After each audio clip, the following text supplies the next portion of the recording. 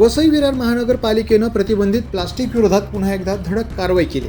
सोमवारी राबवण्यात आलेल्या विशेष मोहिमेत शहरातील विविध भागांतून तब्बल 88 किलो प्रतिबंधित प्लास्टिक जप्त करण्यात आला असून नियमांचं उल्लंघन करणाऱ्यांकडून 13,500 रुपयांचा दंडही वसूल करण्यात आला।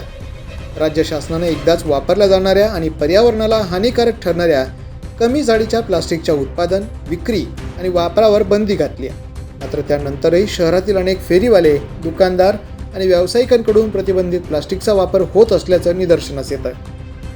याच पार्श्वभूमीवर अतिरिक्त आयुक्त संजय हिरवाडे यांच्या मार्गदर्शनाखाली महानगरपालिकेनं विशेष तपासणी मोहीम राबवली। शहरातील सर्व प्रभाग समित्यांमार्फत विविध दुकाने, व्यावसायिक आस्थापना आणि बाजारपेठांची तपासणी करण्यात आली।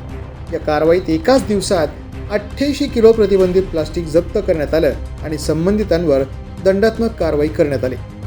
महानगरपालिकेनं व्यापारी आणि नागरिकांना प्रतिबंधित प्लास्टिकचा वापर टाळण्याचं आवाहन केलं आहे। पर्यावरणपूरक पर्यायांचा स्वीकार करून शहर स्वच्छ, सुंदर आणि प्रदूषणमुक्त ठेवण्यासाठी सर्वांनी सहकार्य करावं असं आवाहन प्रशासनाने केलं आहे।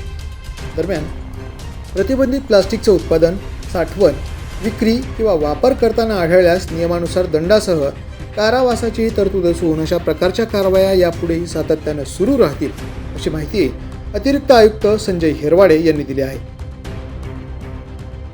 द पोलीस न्यूजसाठी अनिल शिरसाट, वसई विरार।